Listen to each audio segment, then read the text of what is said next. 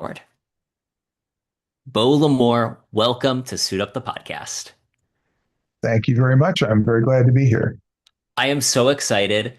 I'm friends with Luke and Nathaniel from the Men's Adventure Fiction podcast, and when you were on a great episode with them back last year, you made a comment about, oh, I'm working on a spy thriller. And I was like, what? A L'Amour thriller? This sounds amazing. So I am so excited that we got to connect. I'm really thrilled. Skyring Water is an amazing book. I don't think you need an introduction, but if you wouldn't mind just introducing yourself to the audience, that would be awesome. I'm Beau L'Amour. I manage my father's estate. Occasionally, I write with him, even though he's been passed away for quite a few decades now.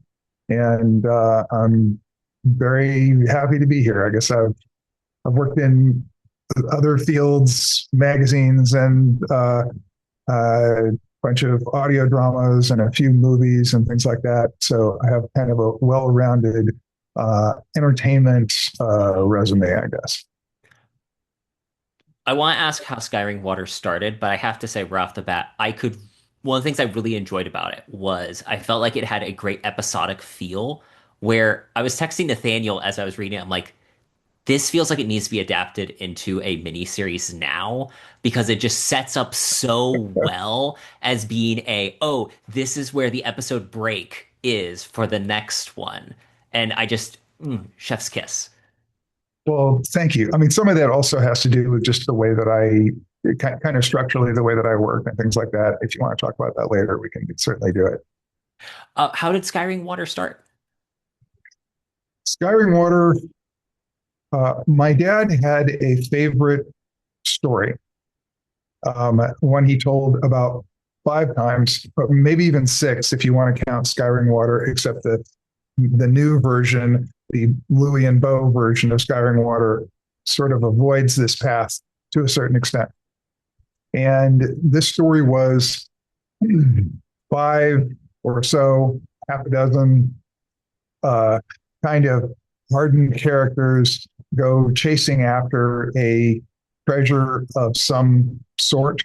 Hmm. And there is, they are untrustworthy enough so Hmm. that there's a lot of tension between them about who will get the treasure and what will happen. He wrote this in a Western short story called What Gold Does for a Man. He did it again in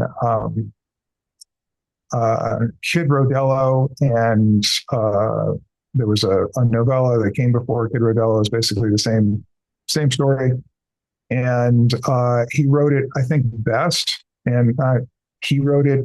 I worked on this one too, but not nearly so much as Skyring Water.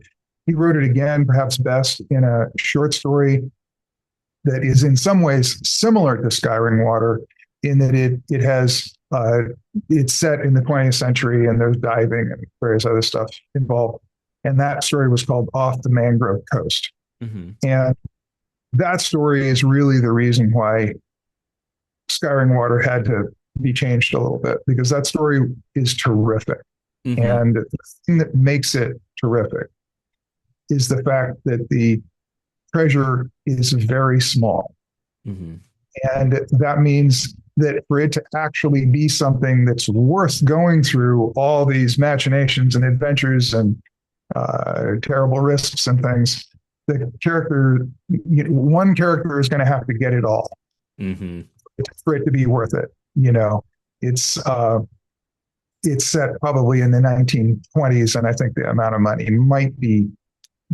be getting close to $20,000.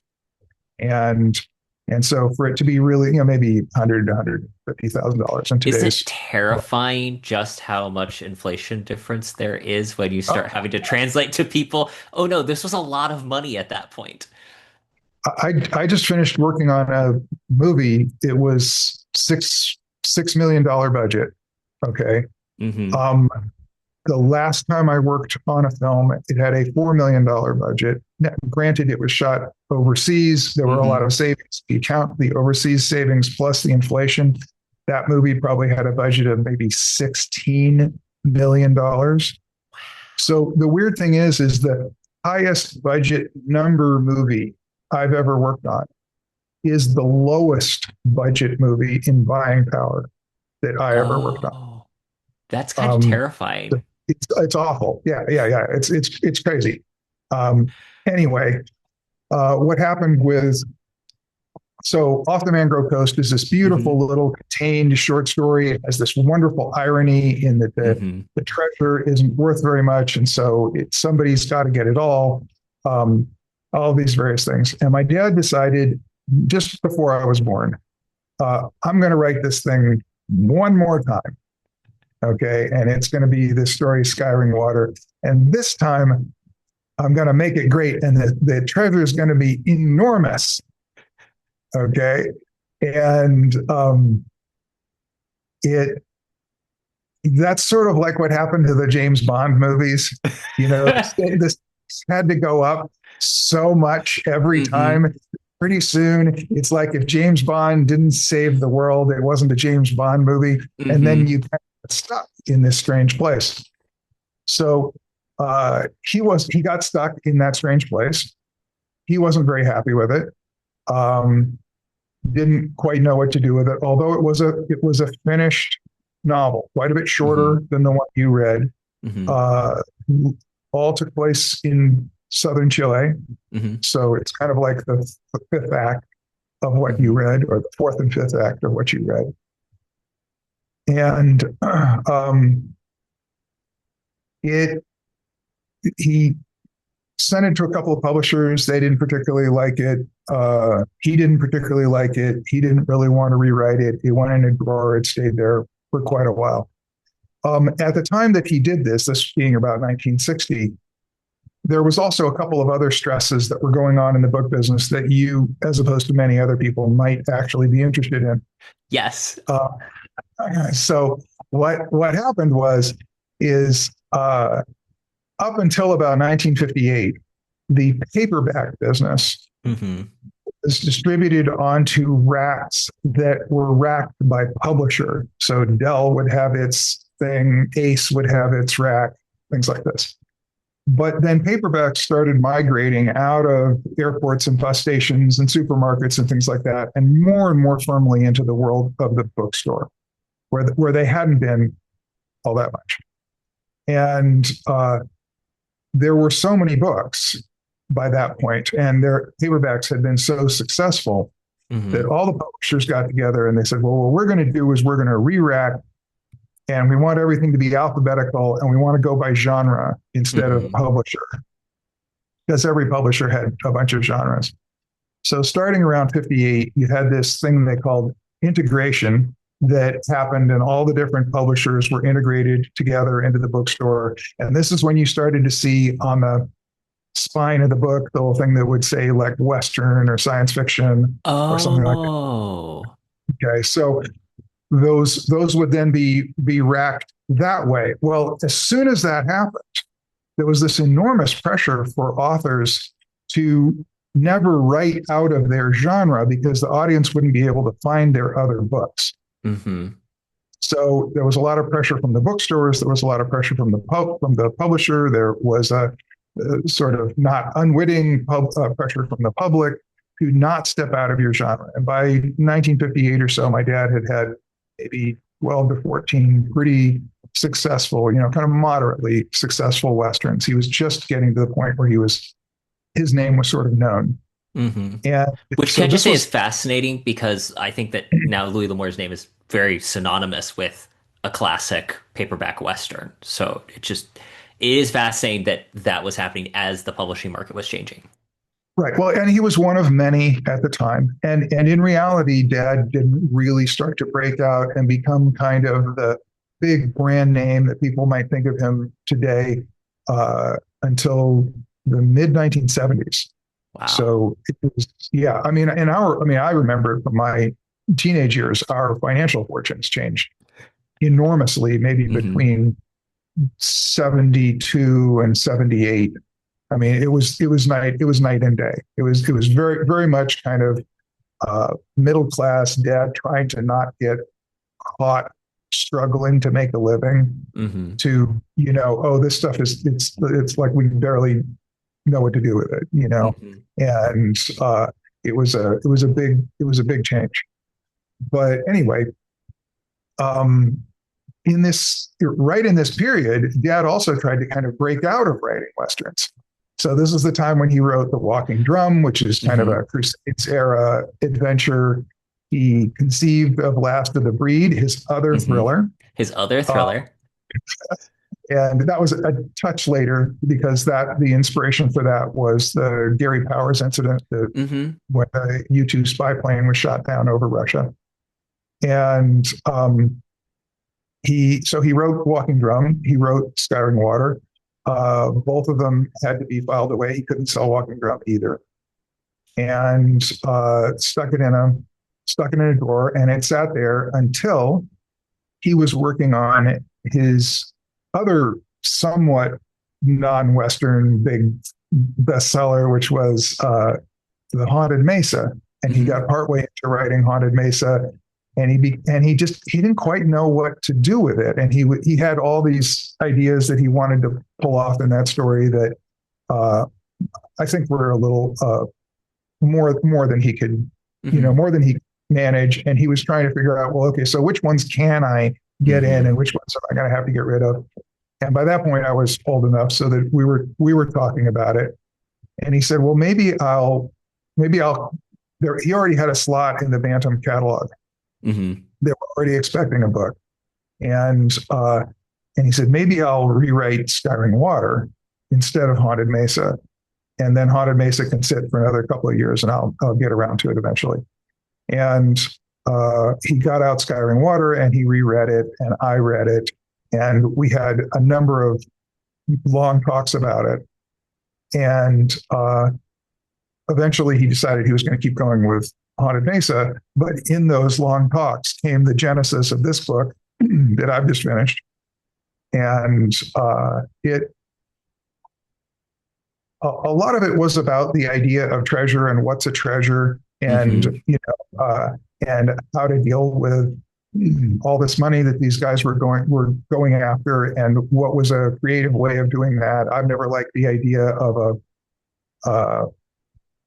and they all got rich. Be, being the ending of the story that just seemed Hmm. kind of superficial to me. But at the same time, you want to have a really good, solid MacGuffin that's very Hmm. serious. And and I was intrigued. I've never been a huge Lord of the Rings fan, but I love the idea of this gigantic adventure, not to get something, Hmm. but to get rid of it. Yes. Okay, and so that I'm not going to spoil Skyring Hmm. Water, all the how the treasure works out and everything else, but the crossing over of that, like, okay, so what constitutes a treasure? What's Hmm. a superficial kind of materialist treasure? What's a more serious kind of almost a societal treasure? Hmm. And the idea that you might have to travel to the end of the world to Hmm.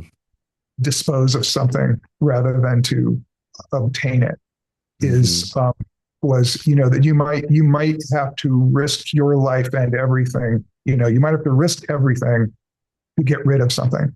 um, so that was kind of the idea that brought everything together. And then it kind of sat and it percolated, and I did some work on it, and I traveled to Germany, and I went through the submarine, and I had all these incredible kind of adventures in meeting people Hmm. that I'll let you ask me questions about that if you want to go in that direction. But there were all kinds of interesting people that helped me out with this particular story. And so I don't know. That's kind of how it happened. It's a really long, I mean, 1960 or so Hmm. until about 4 or 5 years ago. So it was it's a long development process. But hey, it's a great big buck.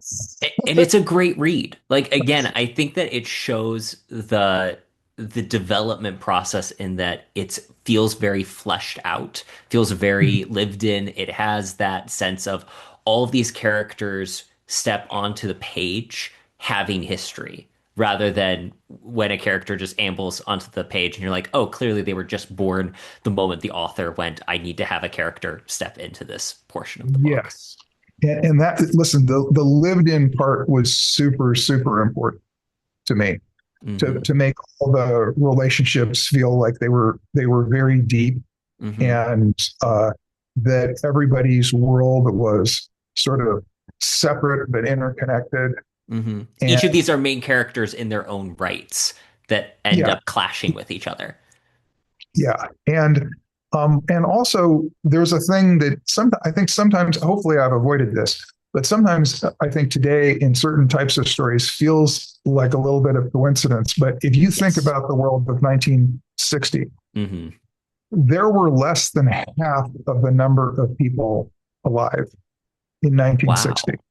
Wow. Okay, so and so there were about 3 billion, 3.2 billion people on Earth, and and the people who were doing things Hmm. was a much more compact set than Hmm. today. I mean, today we may kind of look out and kind of go, oh, there's just, there's like X many billionaires and there's a certain Yeah. number of people in politics and those are the people who are all doing everything, but they're not. There's all kinds of people who are influencing all kinds of things. I mean, 20 years ago, you wouldn't be having any impact Yeah. on trajectory of literature and things Hmm. like that. You would be writing, you would be hoping for a good sale of your book, but you'd be like my dad in the 1950s or 60s. You'd be basically sitting there saying, okay, people enjoy it when it comes out, but when it's not out, they kind of forget to exist.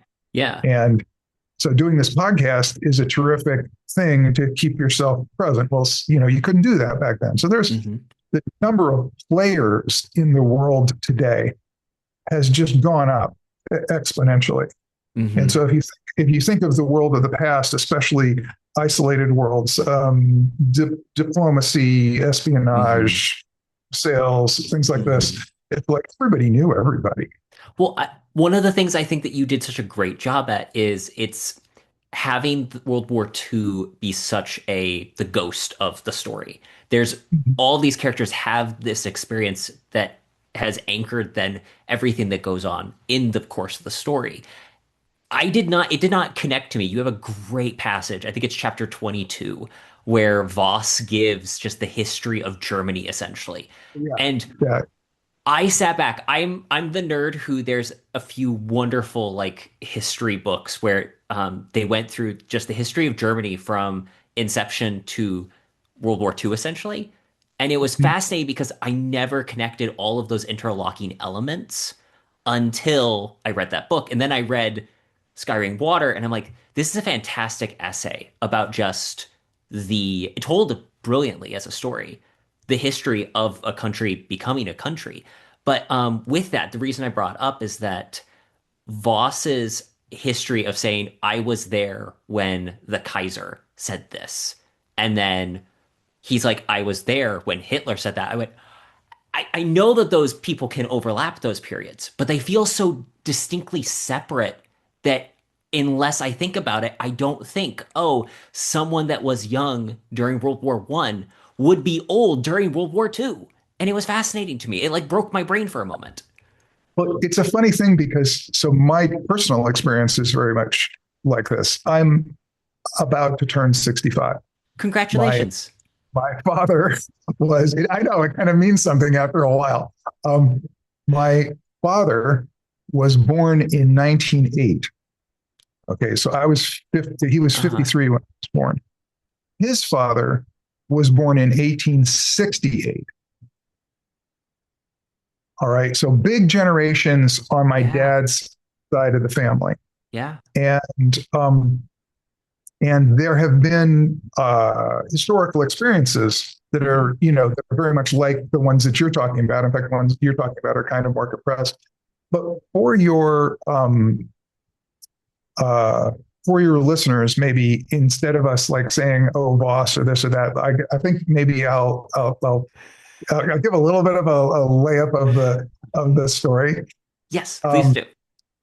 it's hard to uh, I'll talk a little bit about the characters, but I think what I should probably do is read the the flap copy, because people are always Yes. asking me, so what's the story about? And I'm like, I Okay. wrote really good flap copies.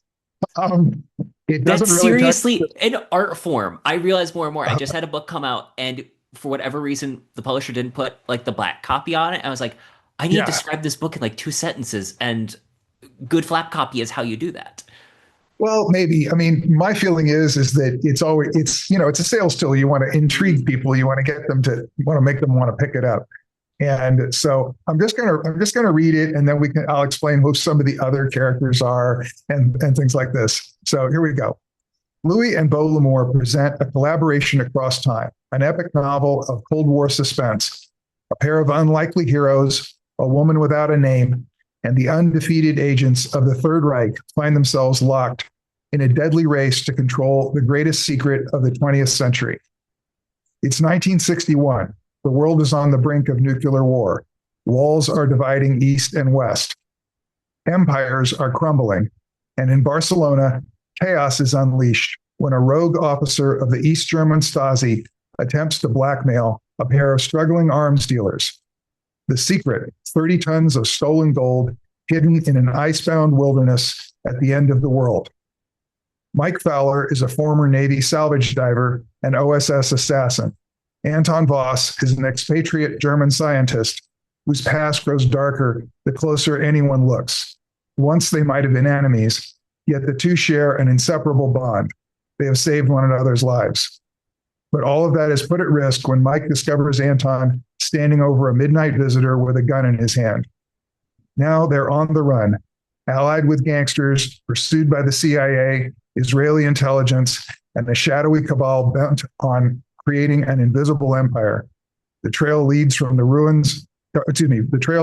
rain-soaked docks of Marseille to the futuristic towers of Caracas and the ruins of a secret island laboratory in Argentine Patagonia.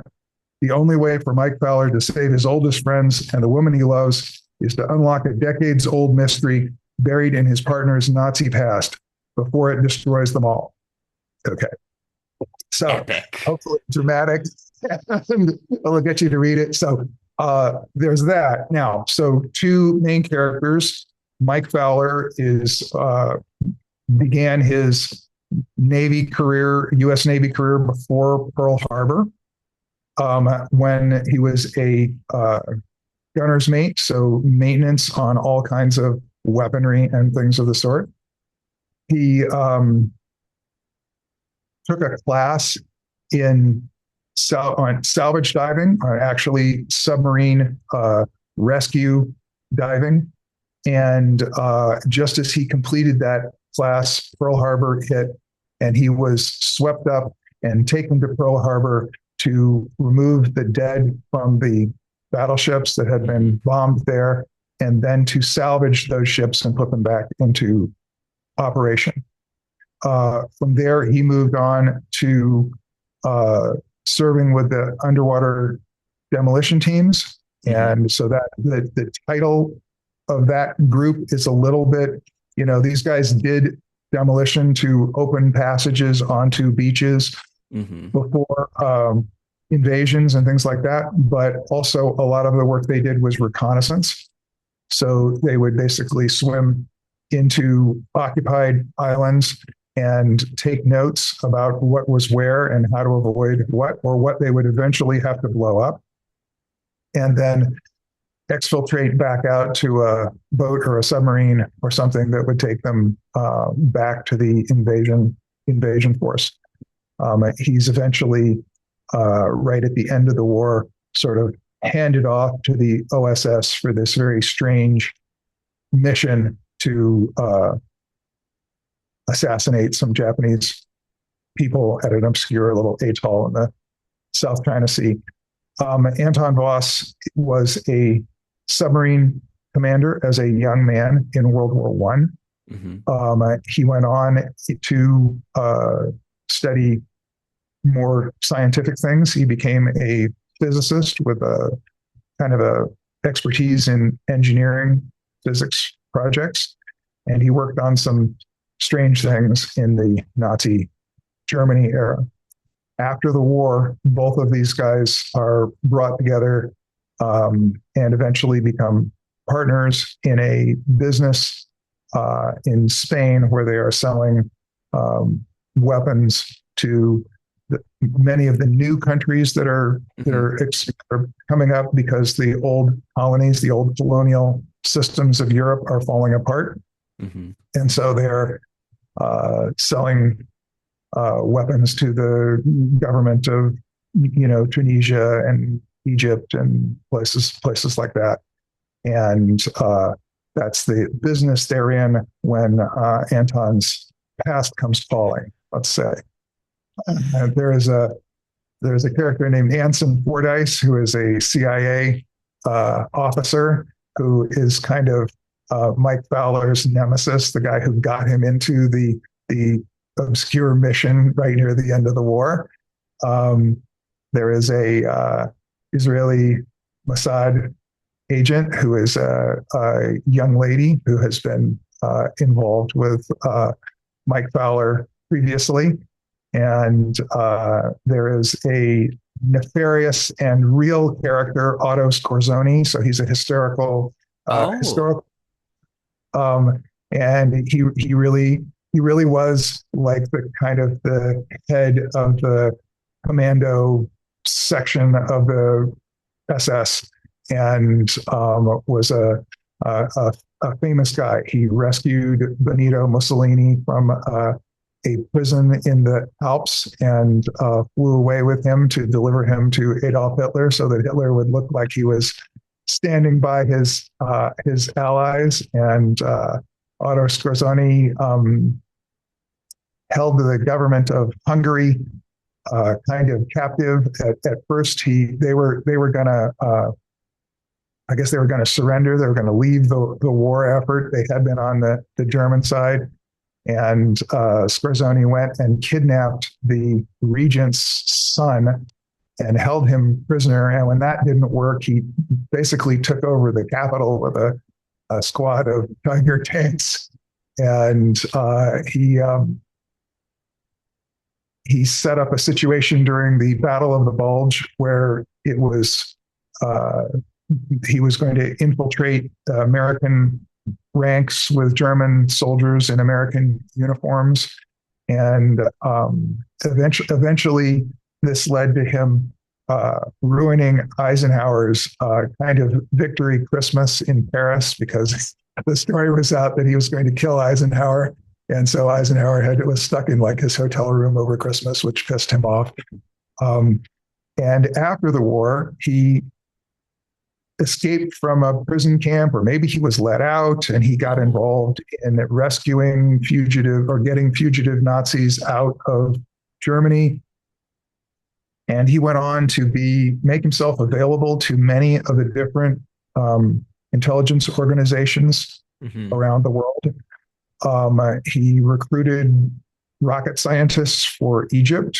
Hmm. He helped the Juan Perón government in Argentina with some of its various projects. And he was valued by intelligence agencies to a great extent because he was such literally the prototype for the Bond villain Yeah, that sounds like it. if he got involved in something, he was so easily blamed Hmm. that he was a great fall guy. So he was hired. I mean, there are. I don't really believe this.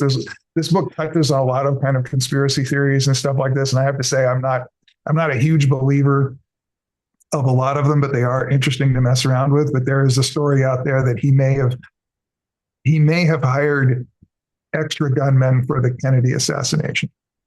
Okay. I mean, but this is the Otto Scorzoni legend. He was so nefarious and he was Uh-huh. so poorly cast. He was a huge guy. He was like 6'4" or 5", 250 pounds, had this massive dueling scar on the side of his face, but he was still kind of a handsome guy. He's like the And perfect Nazi villain. oh yeah, yeah, absolutely, absolutely, absolutely. And he was such the perfect Nazi villain that I think he was valued by Hmm. different governments because if they needed something done and they hired him, the story would stop at Hmm. him.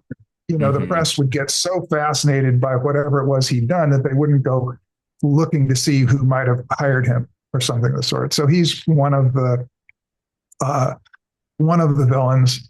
And so anyway, there's hopefully a whole kind of ecosystem of characters that have uh,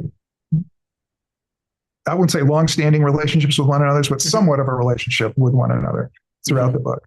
And now I'll shut up and ask you. You can ask me Well, questions. I just posted my review on NetGalley yesterday in Goodreads, and I Oh, one of wow. my main points on it was you have a great ensemble here. Like this is a incredible cast. I think that when we think men's adventure fiction ensembles, like obviously McLean is like the go-to with Guns of Navarone. I think that Yeah. you do just as great a job here, where it is that solid. I Uh, again, I love this book. Everyone needs to read it. I mentioned before, I think that it looks perfect for adaptation. I'd be so fascinated to see these characters brought to life on screen too. Just because, even with that, actually, I will pivot slightly to asking this question. You have obviously a great deal of experience with audio and audio yeah. dramas. How much of writing this with the characters did you do with having voices in your ears for them? Because they all sound unique. Yeah. Well, I mean, I would say probably first uh, before I have qualities as a prose writer, I started off as a screenwriter and writing audio dramas and stuff like that. And so the way the characters talk and working scenes out in dialogue Hmm. is something that I like to do, and it's I almost can't not do it. So that happens. I definitely I definitely spoke like all the different characters in my head, Hmm. and uh, I and kind of figured out what their accents would be and what their background was, and I tried to have them, not just be.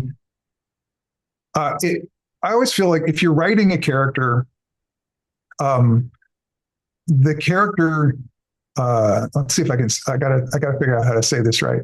Um, the character only does the things that they can, Hmm. that they're motivated to do. If you know how a character controls the world, Hmm. okay, or attempts to control the world, if you know, and Hmm. everybody's got a couple of ways. I mean, I kind of look at it with a character. I have like this character attempts to control the world by doing this when Hmm. pressure is off. Hmm. When the pressure is on, maybe they do this. Okay, maybe the technique shifts a little bit, or maybe a lot. And so I kind of look at how the character controls the world, but then how do they speak? I mean, a way a person speaks has a relationship to their interior monologue, Hmm. and uh, we have words for things so that we can think of them. Yeah. And and so that we can remember them. If we didn't, it would be very hard to remember things if we didn't have the right words. And so anyway, yeah, the dialogue really comes from writing characters in dialogue. To the point you just made, there's one moment I absolutely adored in the book. It's similar. I think it's around the same point where Voss is giving his history, Uh, and he Mike you get hear a bit of Mike's internal thought process as he sees one of the characters says something. He's like, oh no, Voss usually reacts like this, please don't, yeah, because he's going to double down on how he will play the villain more because he knows he can, just to play that character. And I think that's a wonderful example of what you just described, where how a character chooses to react to how they try to impose their will on the world and control a situation. It's with just a marvelous. with a guy who's had to live as having had been a Nazi Hmm. in the decade or two after World War II. You're going to go one of two ways. You're either going to one of three ways maybe. You're going to be apologetic, okay, or you're going to say it wasn't me, or you're going to say screw you, okay. and And Voss kind of flips back and forth between screw you and it wasn't me. Yes. And it's done it again artfully well, and I genuinely enjoyed this book. Like I cannot tell you just how big the smile on my face was when I started reading it because it is a fun adventure. And I was talking about this with a friend recently. I don't A lot of books published today don't have that level of escapism where I feel like there's that level. It's realistic enough that I can see, breathe, live, that this is a real thing happening. I understand stakes, I understand tension, but there's enough distance where I don't feel like I have to have done a lot of homework to know what's going on, or I have Oh, to know how this make and model of gun works. right. It doesn't feel like it's torn from the headlines today. So I don't, even though themes echo, I don't have to feel like this is my current Yeah. existence. And I think that the timing on this book also worked perfectly, where there is enough time from all of these events, but Mhm. also it fits in such a classic adventure era. Well, it's kind of like the last classic adventure era. Yes. Right? I mean, when I worked on this and a couple of times when I've worked on other projects, I have used Google Earth quite a bit. Hmm. Okay. Google Earth is the most useful and it is the most depressing thing in the whole world. Okay. Because with Google Earth, I can see people walking on the street in North Korea, something that Hmm. probably makes the North Koreans go out of their minds. All right. But it means there is no Skull Island. It means there Hmm. is no land that time forgot. Okay. Hmm. It means that our earthly existence is wrapped up and packaged, Hmm. and the wonderful thing about placing this story in 1961, 1960, 1961 era is it was probably almost the last moment where Hmm. there were obscure places. I mean, one of the points that I make in the story is that the most current maps, and this is absolutely true, I have these maps of uh, Chilean Patagonia, the very tip down near Tierra del Fuego.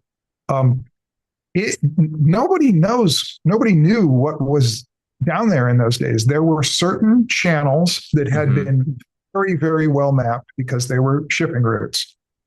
But as soon as those were nailed down and were efficiently made available for worldwide navigation, everything else was kind of just like, oh, well, it doesn't matter anymore. We don't have to worry about that. And there are places on these official navigation charts where it will say, sources say this coast is a mile and a half west. And you kind of like go, a mile and a half? That's not very exact. So it's like it's very funny, especially if you look at it today, where we basically got, you know, uh, uh, degrees, Hmm. minutes, and seconds for like every point on every coast. Yeah. It's fascinating just how, again, even look the characters' lifespans, because you have a few great flashback moments where you're getting to see some of their experiences during the war. Just the difference between life during the war to the 60s, to the start of the 60s, time and life have changed. Like the world Oh, looks different, the technology is different, and there's a feeling where Mike Fowler is. I think this is a trope that's played a little more in the Bond films today, even where like the last of the breed. There aren't many. This is the character archetype that is starting to fade because much like you could say with the Western, the gunman is being driven out by civilization, even though he's yeah, still yeah, necessary, et cetera, et cetera. And I think that's one of the things that I love about, just to bring this to the more broad L'Amour banner here, the idea of frontier and the idea of people pushing what those edges of civilization look like. And I think that that's a theme you even find here in Skyring Water.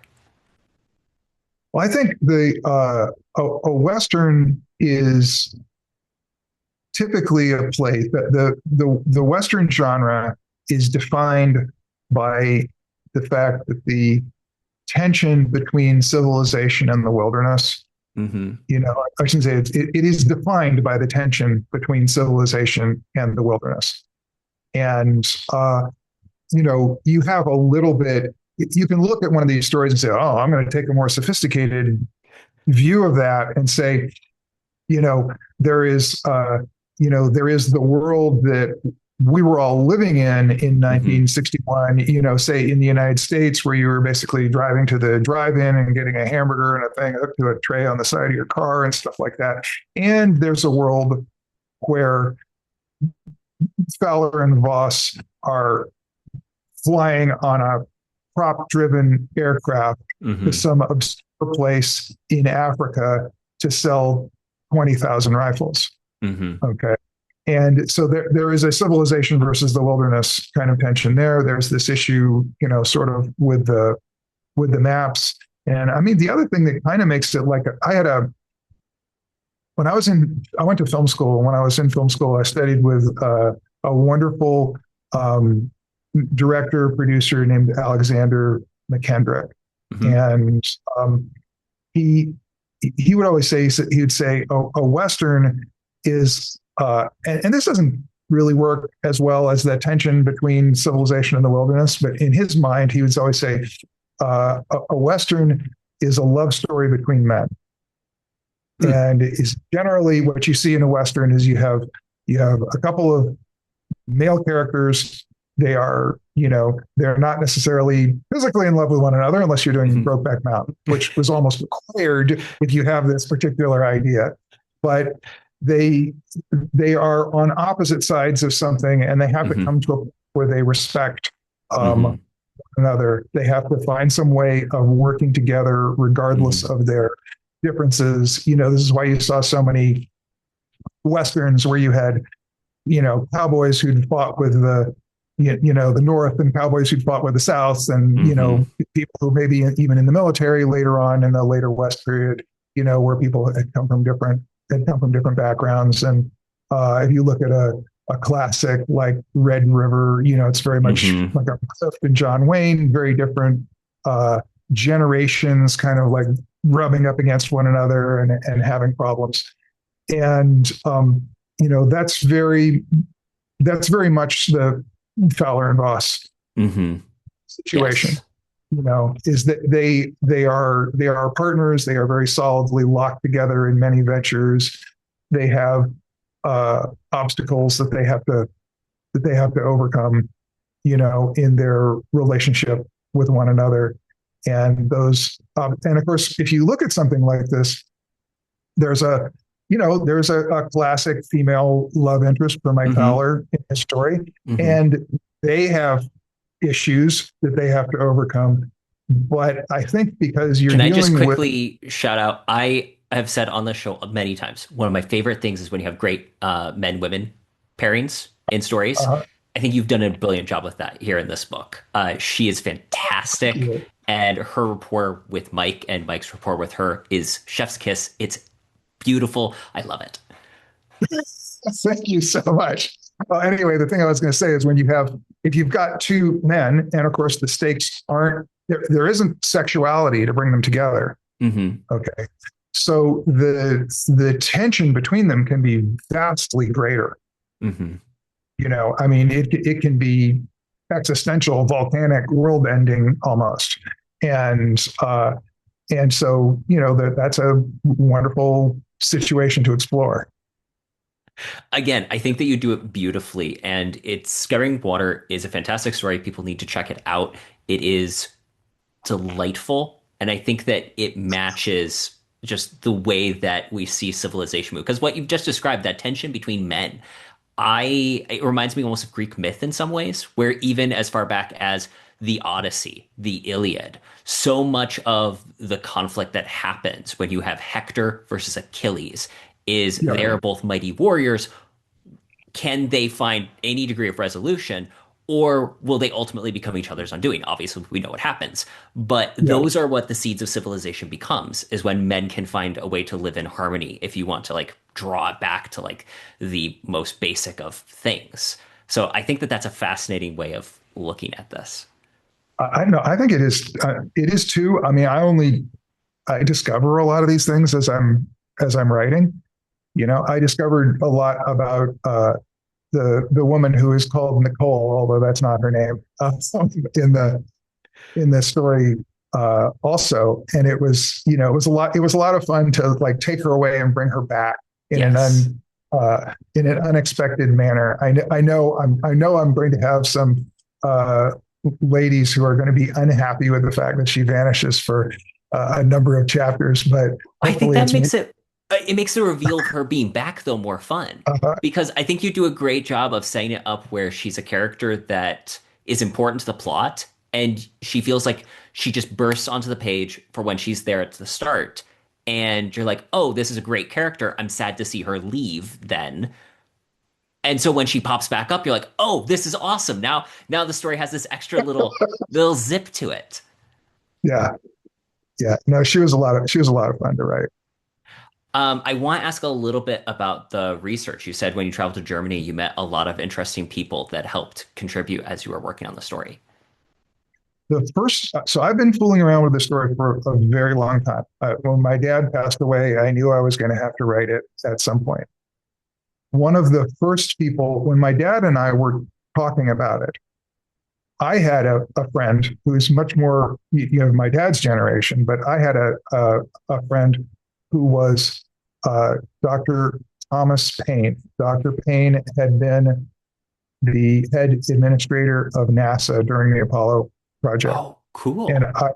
I was introduced to him by a friend of mine who worked for him. And Dad and I started talking about this story, and the, kind of it's not so amazing once you think of space flight and things like this. But Tom's wartime career had been as the engineering officer on American submarines, Ooh. and he built this enormous submarine library. My friend was working for him, and his mandate was to find every publication on any type of submarine anywhere in the world. Okay, Wow. get every one of them. And so Tom had this immense library on submarines, and he was actually the guy who, when I went to him once my dad and I started talking about the story, saying, well, we have this idea, that we're trying to work out, and what would you recommend? And he said, oh, the Type 21 submarine is like the one that you want to mess around with and stuff. And so, not too long after my dad passed away, I went to Germany and toured through the Wilhelm Bauer, which is a museum ship, but it is the only existing Type 21 submarine on Earth, and because of our publisher. So Random House is owned by a company called Bertelsmann, which is a German conglomerate, Hmm. and so of course they've got all kinds of connections in Germany, and they called up the Wilhelm Bauer and the Deutsche Schiffsart Museum, and said, take care of this guy. And so I basically got a private tour of the whole sub and blueprints and all kinds of stuff, which I finally used. Um, and so there was that. Some of it, yeah, I haven't been to Chile, but I spent a fair amount of time in Alaska and Hmm. south end of New Zealand, which is pretty similar. And I spent a fair amount of time in Barcelona. I've never been to Caracas, but an old friend of the family was one of the architects who was involved with the modernization of Caracas in the 1950s, when it was like Disney's Tomorrowland in those days. I mean, it was just crazy how unbelievably kind of advanced and modernistic, and I don't know if I necessarily call all of it beautiful, because Hmm. a lot of it was kind of brutalist architecture, but it was very of the period. If you kind of like 1950s architecture, especially Latin American architecture, it was just crazy. And I mean, in one place, it's not in the book, but there's this hill in the middle of town that they structured into a mall Hmm. that was like concentric rings, and you could like drive around to the different Oh. in the mall, and it was all again very like mid-century modern. Of course, it's been turned into a prison. So today it's a prison. But in the There's a old, capitalistic critique somewhere here. yeah, it's like in the old days, it was a very hip mid-century shopping mall of which there was nothing else like it in the world, and Caracas is full of crazy stuff like that. So that was a lot of fun. So I don't know. It's research on it was I went to so I wrote another book with my dad Mhm. called No Traveler Returns. It's another Mhm. kind of a lot of maritime stuff in it, and that book had just come out, and I was at a party in Colorado after a library event that I had gone to because of that thing. And somebody said, "Well, what are you working on next?" And I said, this particular book." And the person said, "Oh, you should talk to Bob. He used to serve on submarines." And so I was kind of like, "Yeah." I meet all these like nuke guys who don't know anything about the subs that I'm interested in. And I was like, "Yeah, sure, I'll talk to them." Well, it turns out he was a SEAL, Vietnam era, Mhm. but he was when they connect a crew. So he was a SEAL as a soldier who was connected to the crew of this particular submarine, and it was one of the last diesel electric submarines, one of the last old Oh. school submarines that was built in the United States. And the crews, if they are attached to a ship that's being built, they are there the whole time with subs to learn every single thing about the entire ship. And every crewman is cross trained for all the other jobs. I'm not sure that that makes them an expert necessarily in every job, but they all know one another's jobs, and that's fairly. Mhm. Sure. I think the German crews were very much like that. And I wouldn't be Mhm. surprised if the Japanese were also. It's kind of common on subs because it's so dangerous. Mhm. But so I started talking to him, and he had been a rescue diver, and he done a lot of sailing, and all of a sudden it's like I hit this guy that just knew everything about what I needed to know. And I would go up there to Colorado with all my maps and blueprints and stuff, and we were just like, okay, this is how we're gonna this is how we're gonna salvage this submarine.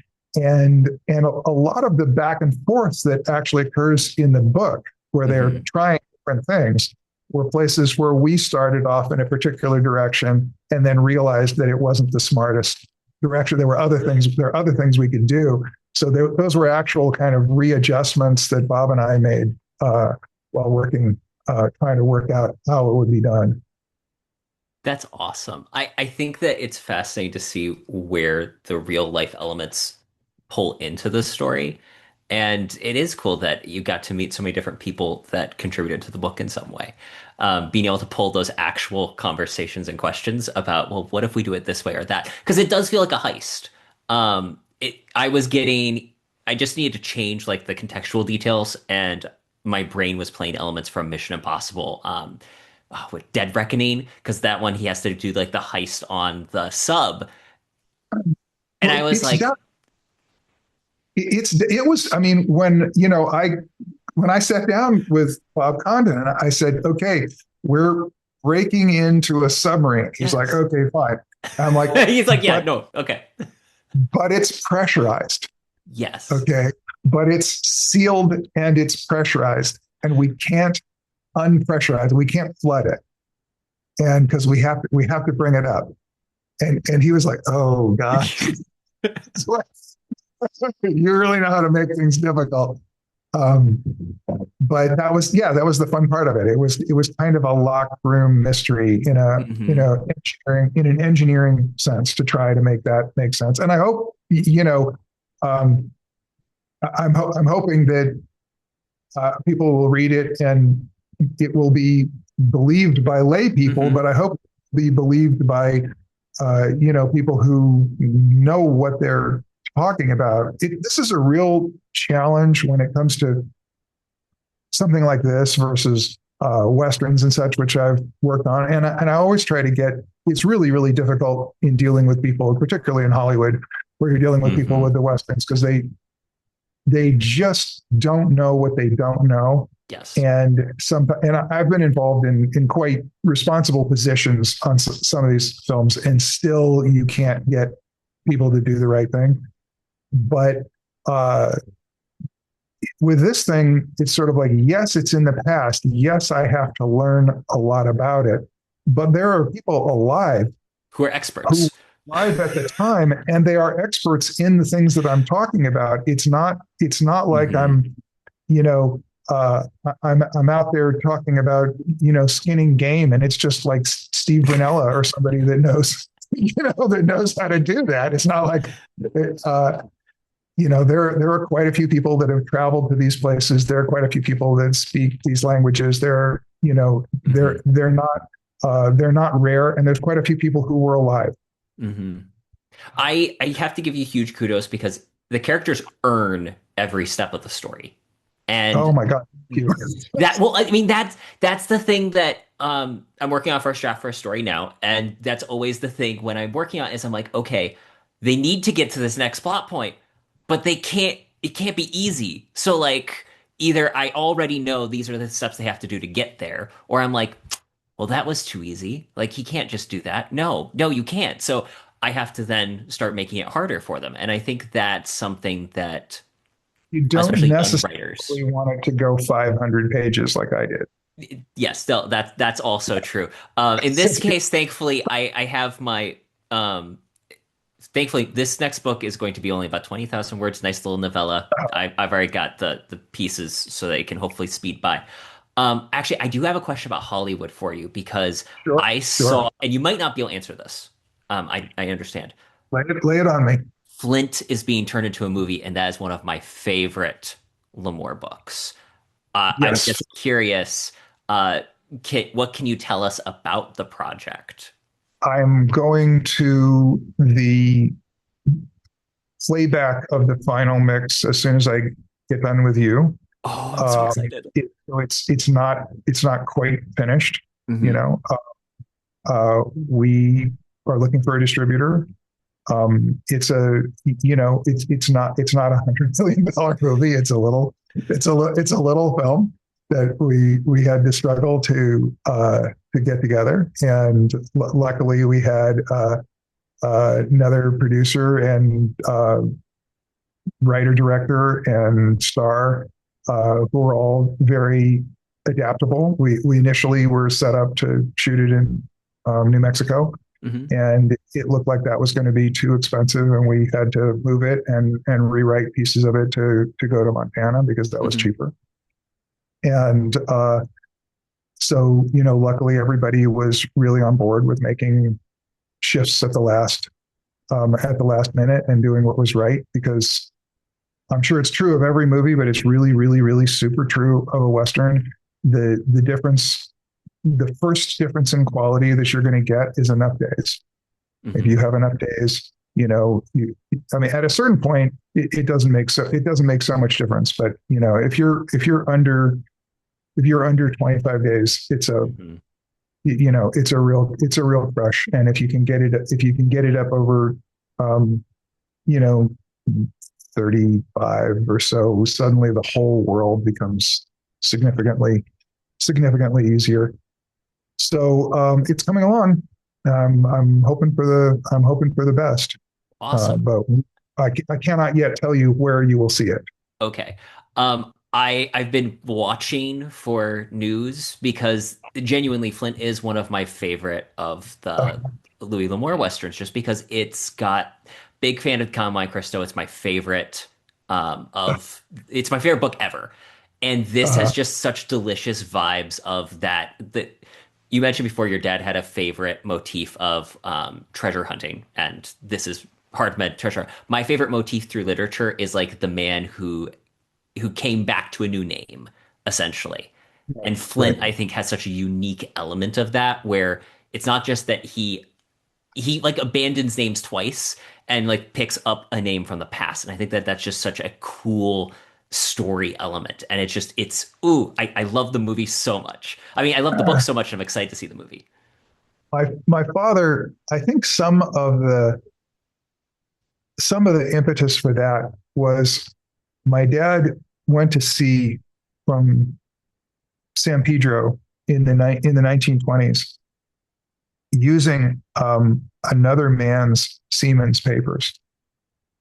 So he had loaned a guy some money, and as security on the loan, the guy had given him his seaman's papers, which is basically like his uh, license to prove he's a qualified, able-bodied seaman. Hmm. And when my dad and the guy disappeared, and when my dad shipped out, he shipped out using that guy's papers. Okay, because able-bodied seaman was could earn more money than an ordinary seaman, and so he traveled around the world as that particular character. So he thinks he vanished very, very successfully. He would kind of brag about it. And actually, what was interesting is I got into researching this, and I dug into the National Archives, and uh, I found the shipping articles for that ship and a couple of others that he was on, and I could see where he had used that. I tracked that down. And then the funny thing is that that ship went from San Pedro all the way through the Far East, round to New York. Hmm. He and another guy left the ship's company in New York, stayed in New York for a while, but then they shipped out again for Southern California on a tanker. And on the second trip, the other guy is using those papers.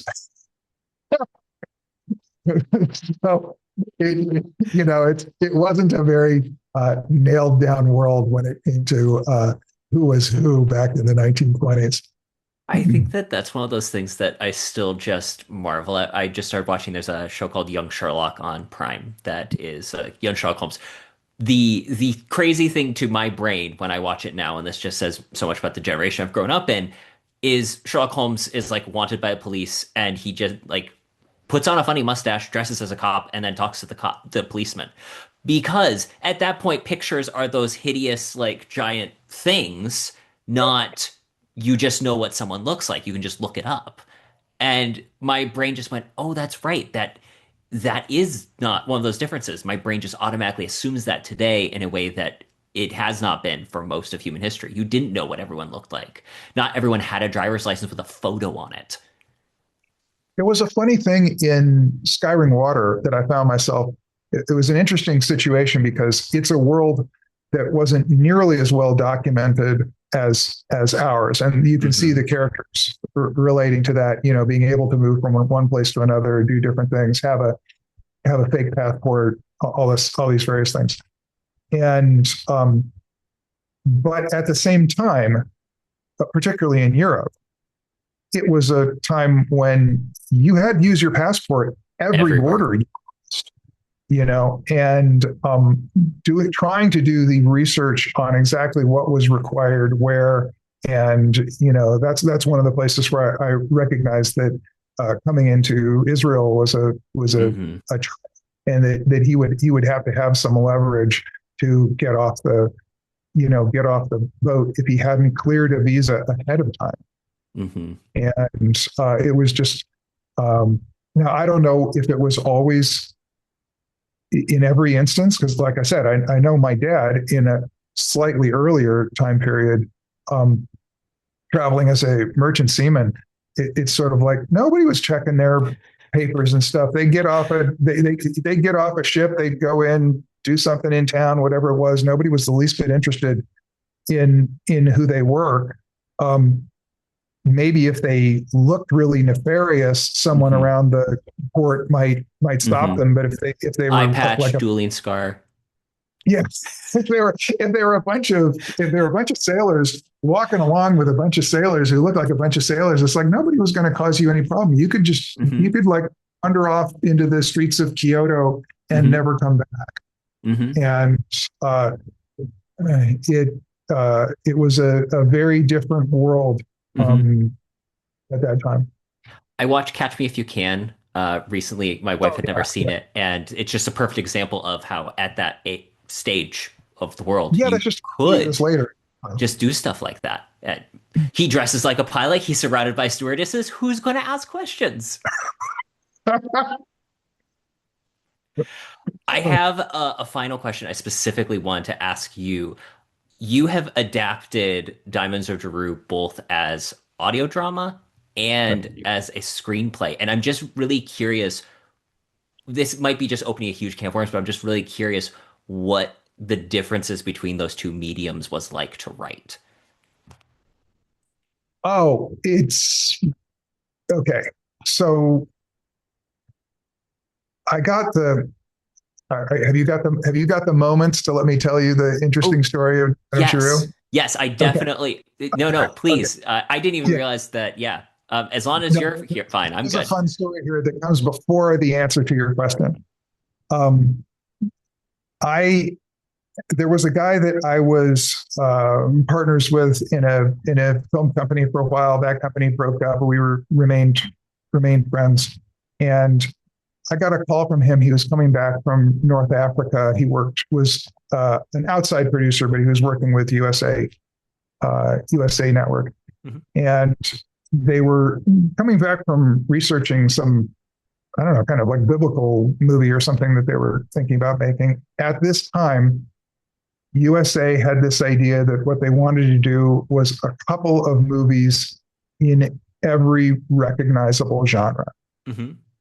And so they were headed back from Morocco, and he called me up and he said, "Oh, they want to do a kind of a classic adventure, sort of Raiders of the Lost Ark era, adventure story. I know you've got a bunch of stuff. What do you have? Think about it. I'll tell you when I get into town." And so I had just finished writing the novella. So my dad wrote a short story, the Mhm. Diamond of Jeru. What happened was is we had a book of short stories, and the Diamond of Jeru was in it, and I got it all together and revamped some of the stories a little bit, and got the book set up, sent it into my editor at Random House. And he came back and he goes, "We just did a page cast off, and this thing's short. This whole book is short." And I'm like, "What do you need?" And he was like, "A lot. We need like 70 pages, okay? Or it's not really going to look like the other books that we've been publishing." And I was like, "Oh God, well, I have one. I have one I thought I was going to put in here, and I rejected it because it just wasn't great. It was one of those stories that my dad had stuck in a drawer and Mhm. just kind of thought he wasn't ever going to work on it again." And I said, I think I can do something with it because I like the beginning of it. Mhm. And so I pulled that thing out and I started writing. And he would call me up and say, "Where is the damn thing?" And I'm like, "I'm still going upriver. Leave me alone." And so uh, we got that story done, and I had that, and I was very familiar with it, and I thought that it could actually be done as on the appropriate budget. It didn't Mhm. require giant props. It required some nice locations, but it didn't require too much.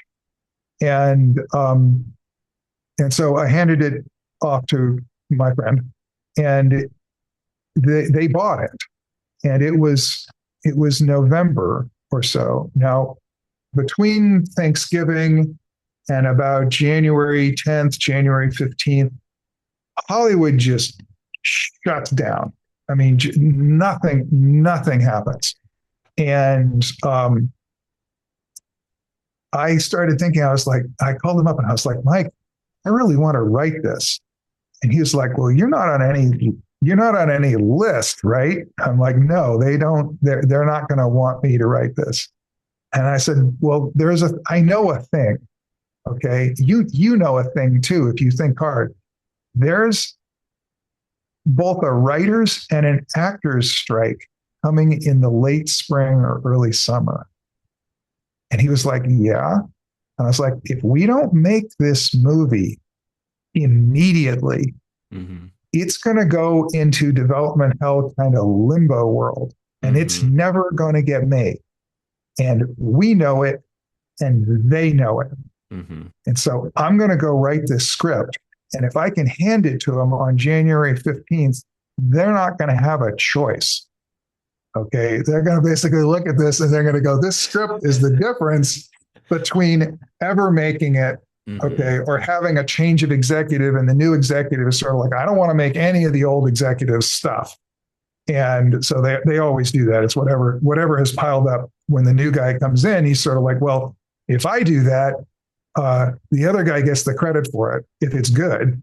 And if it Hmm. stinks, I got to take responsibility for it. So I don't want to do it. So I got to say that, when you hear about people like having a big break in Hollywood and all Hmm. these kind of stories, and like, it's like, you got to know what you're doing. This is how that sort of thing happens. You Hmm. see this choke point and Yep. you're kind of like, I've got something that's the exact size to fit right into that choke point. Hmm. And so I wrote like crazy. And the USA, now we're getting into the answer to the question you asked. The USA standard at that time was 89 pages and 8 acts, with Act 8 being a 3-minute denouement. Okay, so this is pretty Yeah. technical Yeah, they have very TV, specific. with commercials, Hmm. script formatting.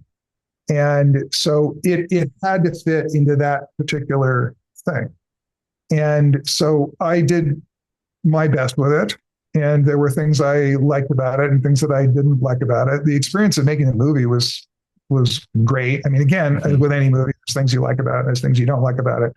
But just being able to like walk the streets of the little river town in Borneo that you imagined when you wrote the novella and you reimagined when you wrote the script. It's like being able to, sit in the bungalow that belongs to the, main character. And, it's incredible when you actually have something that's that in depth. And we shot in Australia, uh, got way ahead budget wise because of that. That was a big advantage. And it was, we built all kinds of stuff. We built all these canoes. We probably made from scratch, from cloth. I don't know, maybe 300 costumes. We were we Wow. were we were up in Queensland, so Hmm. Sydney's like Los Angeles. You can get on the Yeah. phone and say, okay, send me this kind of stuff. But this is hours and hours from there. It's like Hmm. compared to Sydney, this is like shooting in Boston. Like if Yeah. you're working in Washington D.C., it'd be like shooting in Boston or Bangor or something like that. And so we we built all this wonderful stuff. We built several sets. We built a great big longhouse set that we later burned, which was quite dramatic. It was definitely one of those using up dynamite there, Butch. Uh, Building burns where, at a certain point, we were all kind of backing up, sort of going, oh my God, what do we do? Um, and, but then a few years later, working on the audio, so USA required 89 minutes. Hmm. Random House Audio requires 180 minutes. Now, some of that is going to be taken up with narration, Hmm. but narration is going to get you probably from the 89-minute mark to maybe an hour plus or 2 hours plus. It's not going to fill up the whole time. So when I went from the novella to the movie, the novella is all from Kardec, the main character, who's it's all from his point of view. It's in first person. Hmm. And then when I made the film, I was able to add the two characters that he's going to go upriver to save. So I got to examine their situation and kind of look into the trials and tribulations of their marriage and the other things that are kind of going wrong.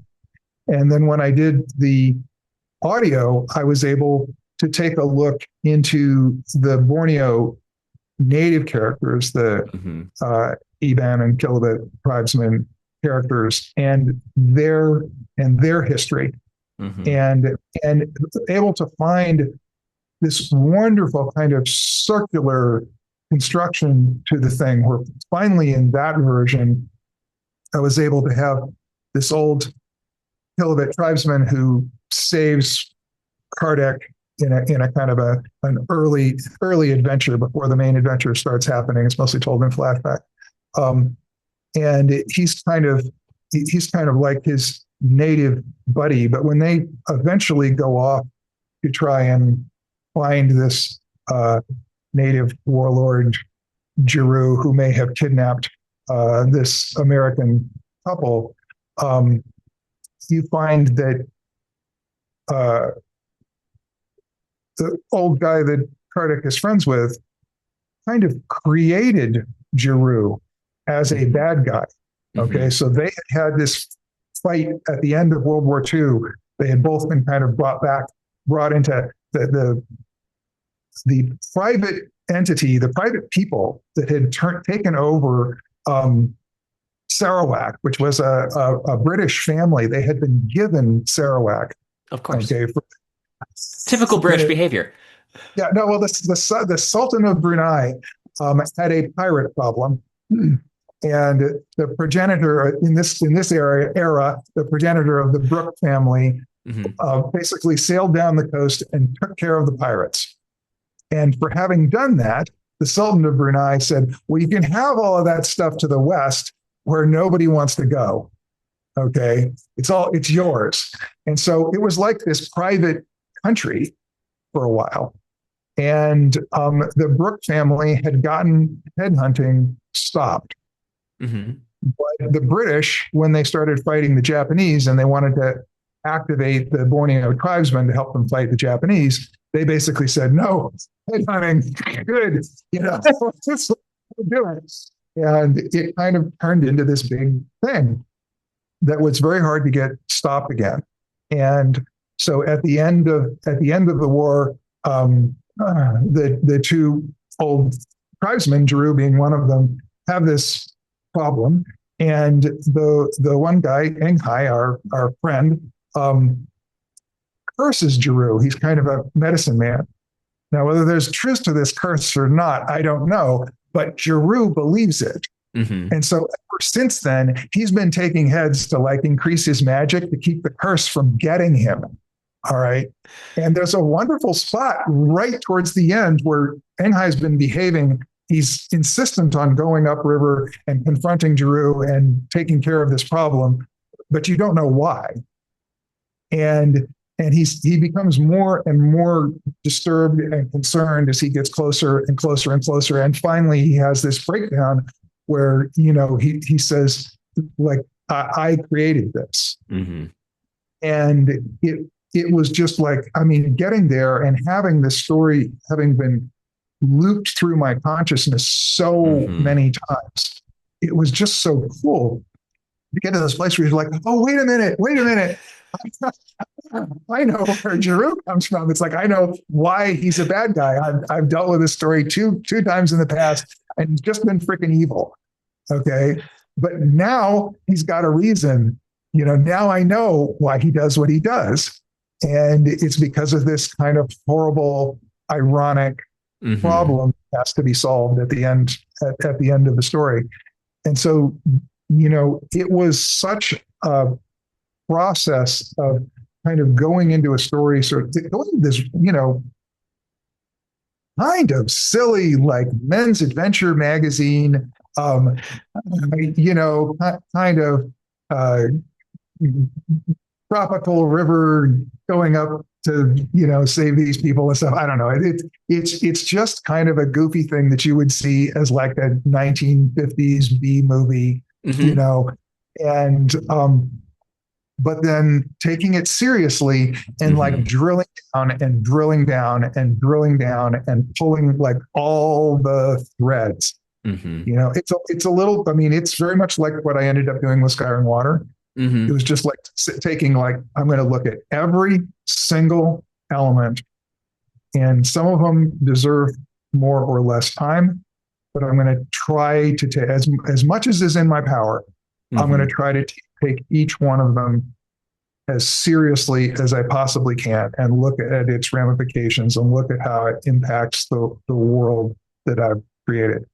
And Hmm. so I'm really glad you asked me this because there is an interesting similarity Yeah. there. I love how it's just having fully fleshed characters, really, in a lot of senses. And Yeah. it's like the transparency or intensity of an image almost, where Mhm. you're making the lines of who the character is more or less vibrant, where you can see the delineations greater or smaller. Again, I can't say enough good things about Skyring Water. I really enjoyed it. Beau, I have to ask, I want to ask you so many more questions, but I think the final one I'll just ask here is Ask about whatever you want. what is your writing process? Like, what does it look like for you? Do you have a habit? Do you have a writing routine? What does that look like for you? First thing in the morning, butt in chair. I always think that the first thing you do in the day is the thing that you'll do with most discipline. Hmm. It's the thing that you do most soon after coming out of a period where your subconscious is kind of free to do whatever it does, you know. Um, so that's important.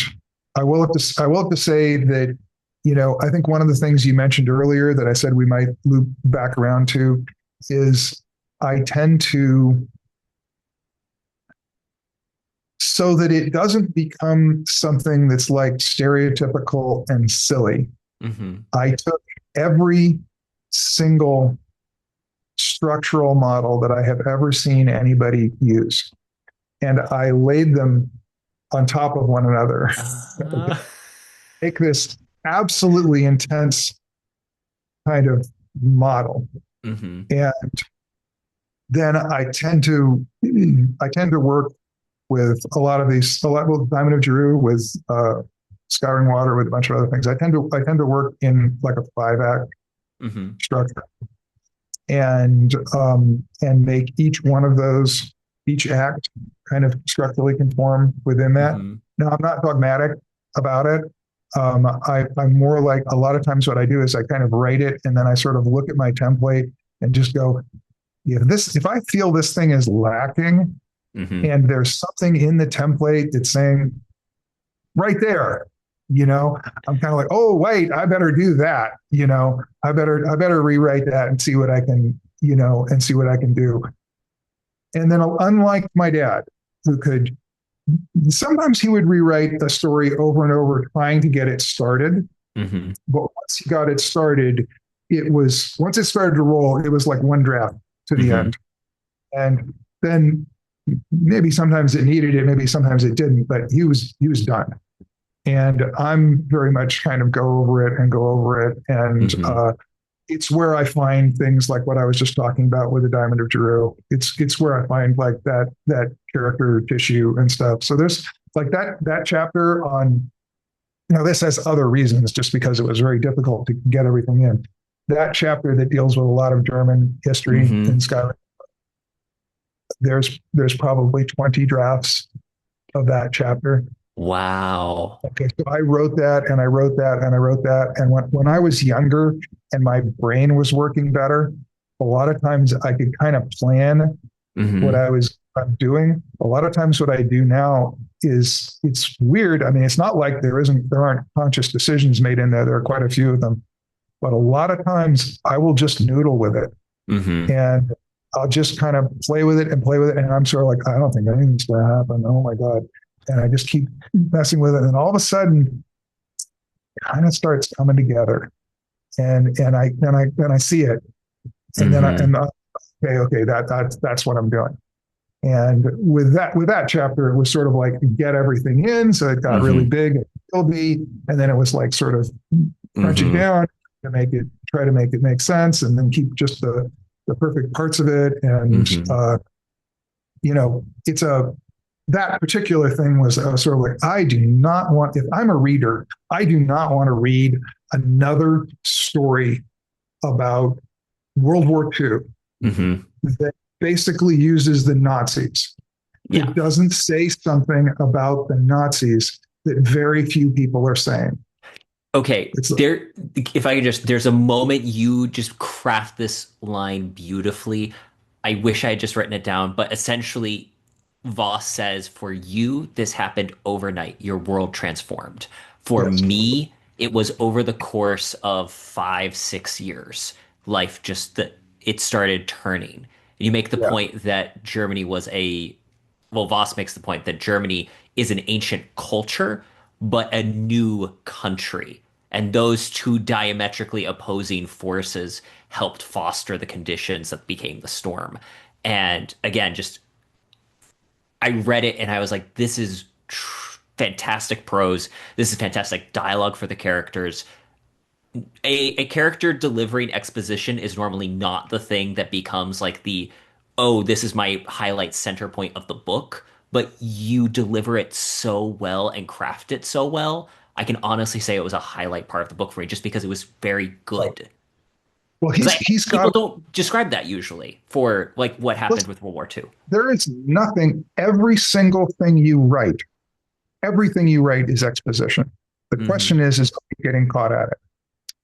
I And like that. if the character needs to say it, okay, and Voss needs to say, I mean, he's ultimately trying to manipulate this conversation so that he Hmm. can sort of challenge everyone at the end of the scene with a particular thing to kind of motivate Hmm. them, and also to maybe motivate them to excuse him when they finally find out what he's up to, Hmm. um, which none of them are aware of yet.